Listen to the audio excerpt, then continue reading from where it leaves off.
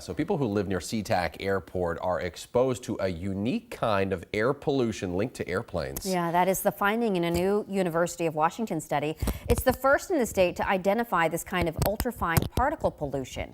Over the last year, researchers at UW looked at communities within 10 miles of the airport. Air samples distinguished between pollution from jets and cars.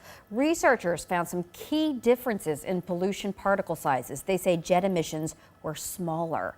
Earlier studies show that smaller pollution particles could lead to health concerns like cancer, heart disease, and lung issues. The state health department is preparing a review of potential health effects related to ultrafine particles.